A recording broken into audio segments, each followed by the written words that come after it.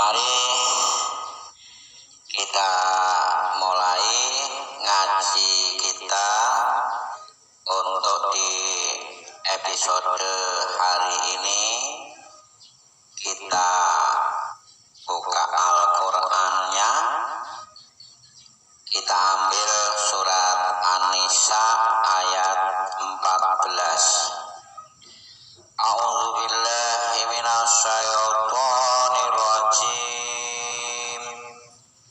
Wa man ya'sillaha wa rasulahu wa yata'adda hududah yudkhilhu naran khalidan fiha wa lahu 'adzabun muhin. Yang artinya di situ, barang siapa yang mendurhakai Allah dan Rasul-Nya dan melanggar ketentuan-ketentuannya, niscaya Allah memasukkannya ke dalam api neraka, sedang ia kekal di dalamnya, dan baginya siksa yang menghinakan. Ini nasihat, pesan, atau peringatan manusia dari Allah Subhanahu wa Ta'ala. Jadi ayat ini di dalam surat An-Nisa ayat 14 ini, bahwa Allah mengingatkan kepada kita, barang siapa yang melanggar atau yang durhaka kepada Allah dan Rasul-Nya serta melanggar ketentuan-ketentuan atau batas-batas hukum yang Allah berikan, maka Allah akan memasukkannya ke dalam api neraka, dan dia kekal di dalamnya, dan mereka itu akan mendapatkan azab, siksa yang sangat menghinakan. Tanda-tanda orang yang durhaka kepada Allah dan Rasul-Nya itu yang seperti apa? Yang pertama, mereka yaitu orang-orang yang kufur nikmat, artinya yang tidak bisa bersyukur. Jadi orang yang tidak bisa bersyukur itu termasuk orang yang durhaka kepada Allah Subhanahu wa Ta'ala. Diwenehi rezeki sedidik ngeluh, diwenehi rezeki akeh lali. Di sini. Jadi kalau diberi rezeki atau sedang diberi suatu musibah, sempit dalam ekonominya, dalam usahanya, dalam pekerjaannya, mereka berkeluh kesah, gersulo, nelongso. Di sini kalau diberi rezeki yang banyak, melimpah, dimudahkan segala urusannya, dilancarkan usahanya, mereka kikir, pelit, bin, medit. Saat peceklek, gersah, gersulo, nelongso, urip kok susah, golek sandang pangan kok angel. Ini setelah panen, diberi panenan padi, sawahnya bagus, hasilnya banyak melimpah, lupa kikir kepada Allah, tidak mengeluarkan infaknya. Saking senenge panennya akeh, musim puasa wis nyedeki lebaran, saeneng-enenge gabah didol kabeh sampai lali gak ngetokne infaknya.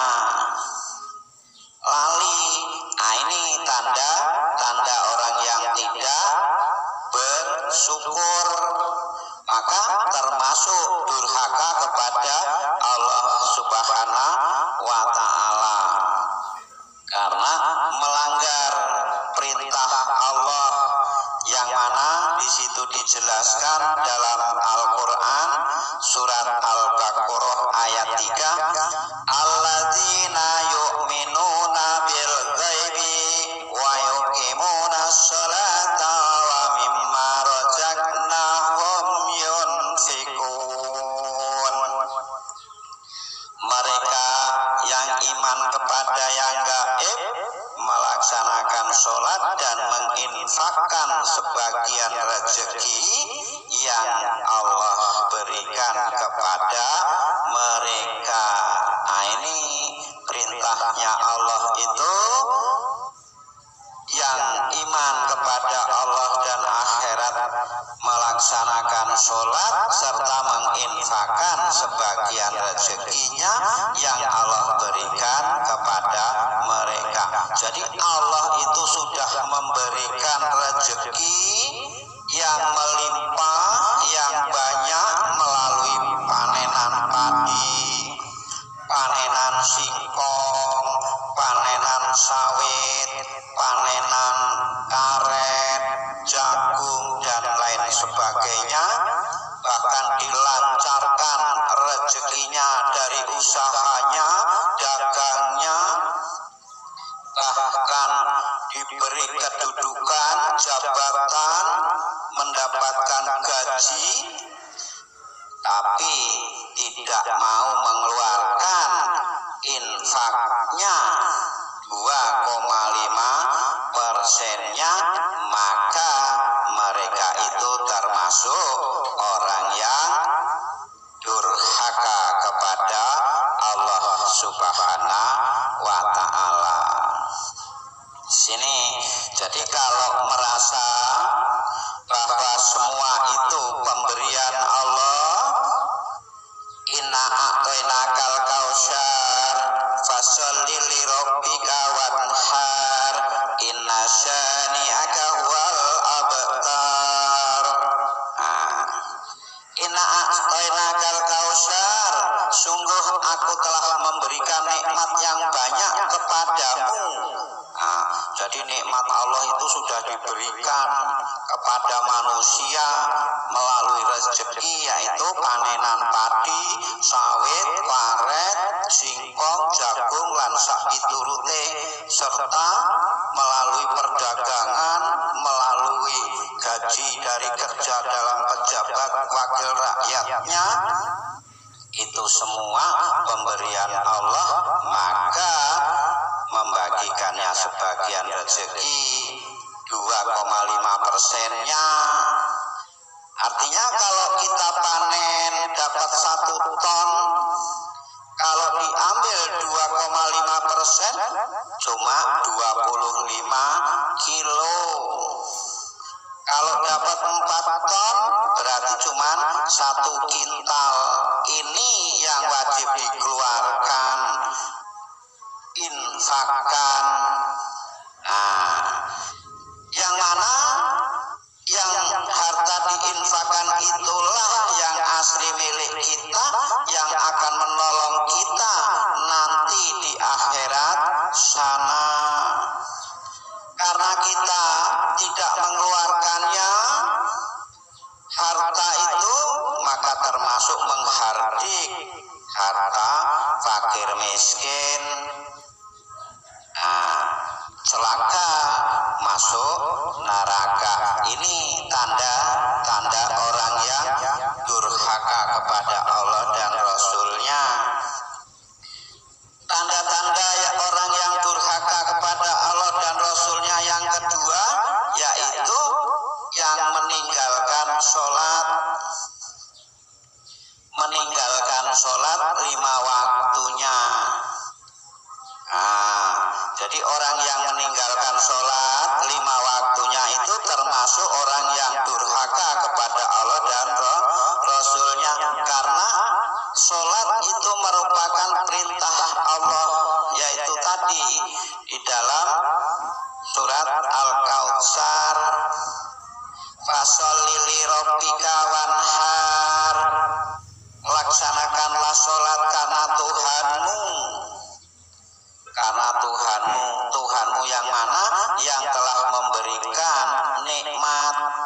nikmat hidup, nikmat rezeki, dilapangkan dalam urusan usaha ekonominya dan lain sebagainya, tapi meninggalkan sholatnya, maka termasuk durhaka kepada Allah dan Rasulnya. Ini tanda yang kedua.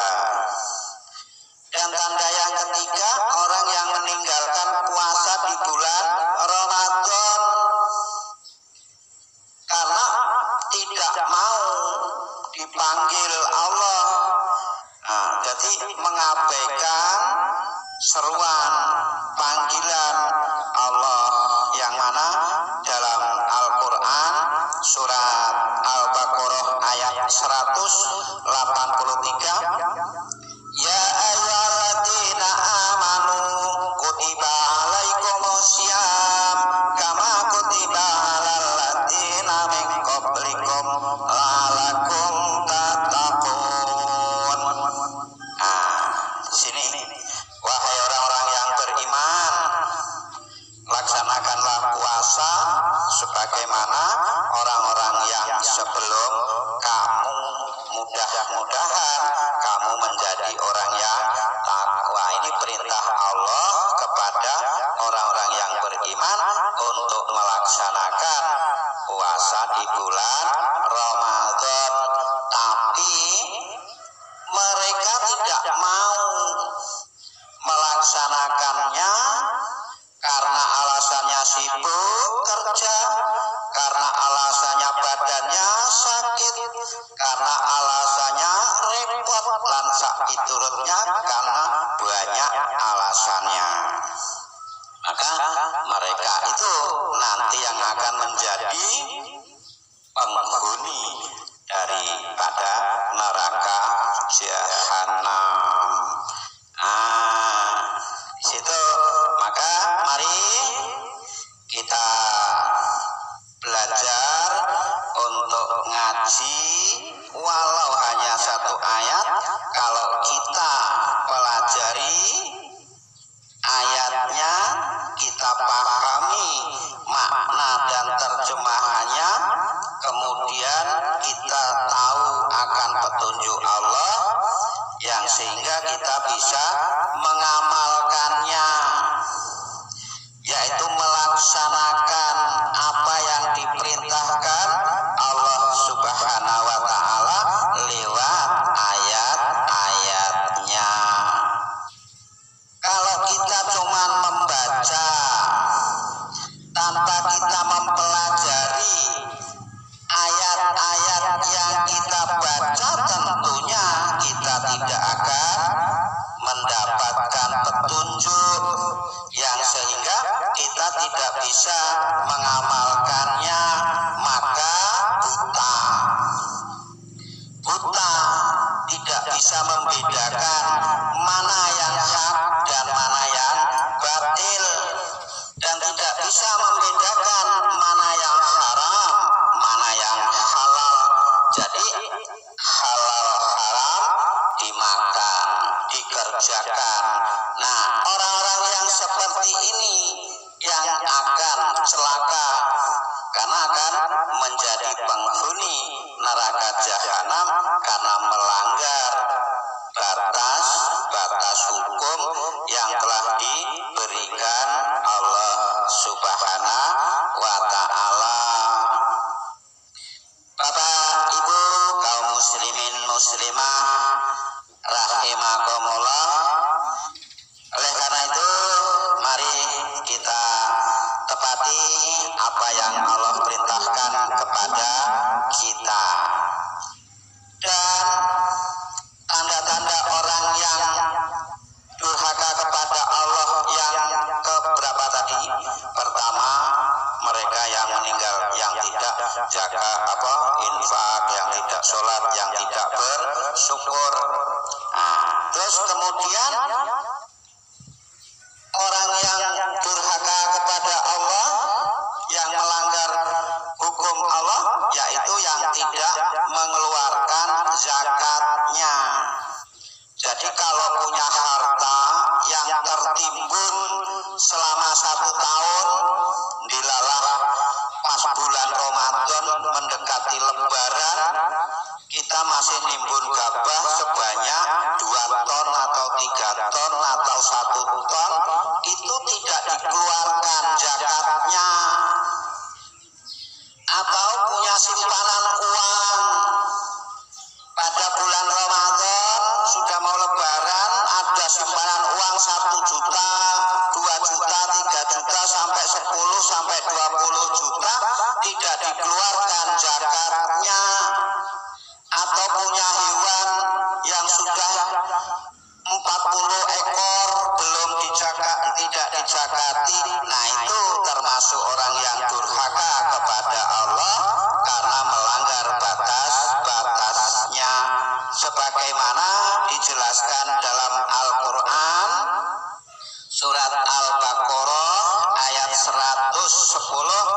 wa aqimus sholata wa atuz zakata wa ma tuqaddimul insikum min khairi tajiduhu indallah innallaha bima ta'maluna basir. Dan dirikanlah sholat dan tunaikan zakat, dan kebaikan apa saja yang kamu usahakan bagi dirimu, tentu kamu akan mendapat pahalanya pada sisi Allah. Sesungguhnya Allah Maha melihat apa yang kamu kerjakan. Nah, di sini jadi artinya di dalam Al-Quran itu banyak sekali nasihat Allah, teguran Allah, peringatan Allah kepada kita. Apalagi perintah sholat itu diulang terus. Setiap dalam ayat ada kata perintah untuk melaksanakan sholat, untuk zakat, serta infak. Di sini, tapi karena kita selama